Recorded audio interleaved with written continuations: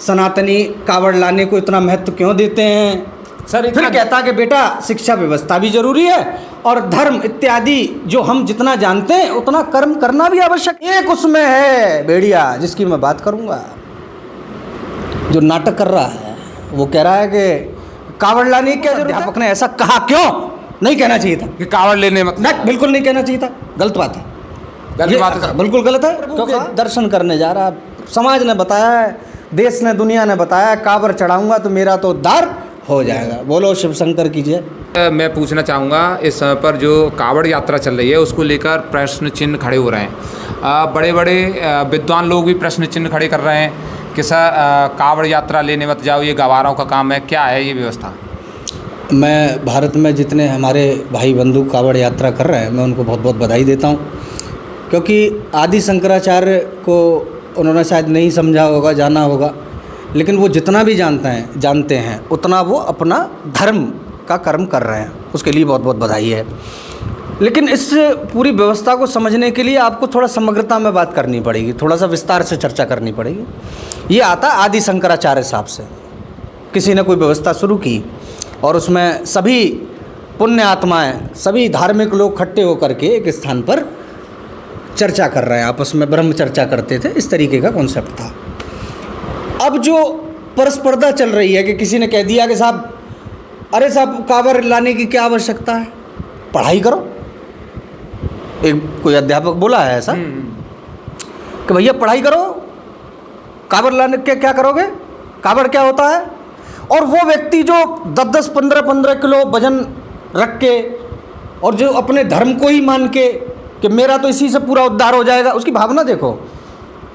अगर वो भावना से उस जल को लेकर, दो वर्ग हैं इसमें भी, एक वो जो इस भावना से बिल्कुल इतना ही जानता हूँ मैं धर्म के बारे में, मेरे भगवान मैं इससे ज़्यादा जानता नहीं, मेरी बुद्धि आगे सोचती नहीं, मुझे तो मेरे माँ बाप ने, परंपराओं ने इतना ही समझाया है कि तेरे दरबार पे जल चढ़ाना है।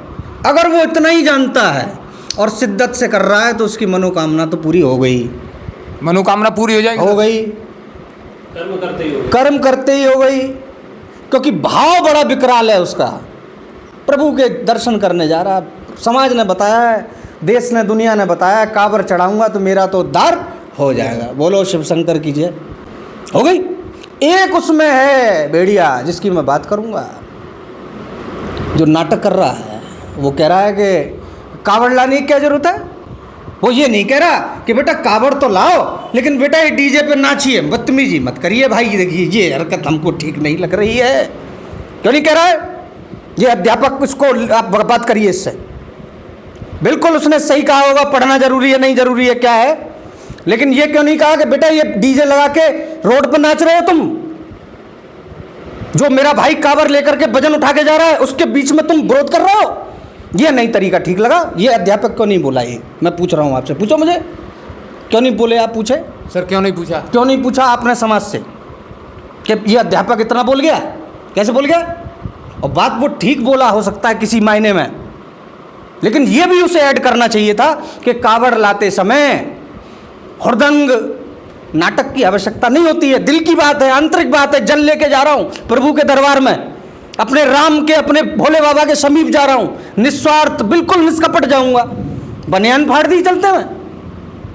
मेरे सारे सनातन भाई इस बात का मेरे साथ खड़े होंगे, इस बात को लेकर के।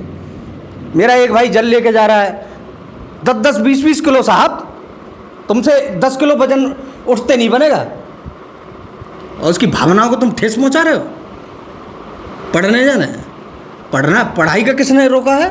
शिक्षा बिल्कुल एक व्यवस्था है समाज की, जैसे लोक धर्म की व्यवस्था तुमने उस युवा के दिमाग में बैठाई है, ऐसी उस अध्यापक के दिमाग में भी एक व्यवस्था बैठी है। वो कह रहा है शिक्षा, कावड़ क्या होगा, कावड़ नहीं जानता, आदि शंकराचार्य को नहीं जानता, भगवान शिव को नहीं जानता, ब्रह्म को नहीं जानता, राम को नहीं जानता, पढ़ा तूने है नहीं। समझ रहे हैं मैं क्या कह रहा हूं। तो जो सही व्यक्ति सही चीज को लेकर के, क्या मैं गलत कह रहा हूं। अगर कोई हमारा कावड़िया सही कह रहे हैं, अगर कोई किसी की बनियान फाड़ दे, वो अध्यापक को विचार करना चाहिए था कि शिक्षा भी जरूरी है, और कावड़ लाने वाले मेरे सभी भाइयों से मेरा हाथ जोड़ करके निवेदन है कि आपस में द्वंद्व मचाते ना जाएं, डीजे बजाते ना जाएं। हाँ, डीजे बजाओ, बजा लो, तुम्हारे मन है, लेकिन दृश्य देख लो आप, और ये बहुत कम है, ज़्यादा नहीं है। तो वो अध्यापक अगर उसमें एक बात और ऐड कर देता तो उस अध्यापक की बात थोड़ी सार्थक हो जाती। मैं उस बात का विरोध कर रहा हूँ कि उस अध्यापक ने ऐसा कहा क्यों, नहीं कहना चाहिए था कि कावड़ लेने मतलब ना, बिल्कुल नहीं कहना चाहिए था, गलत बात है, गलत बात है। बिल्कुल गलत है। अगर किसी अध्यापक ने कोई बात कही थी उसको थोड़ा और बोझ से कहा जाना चाहिए था।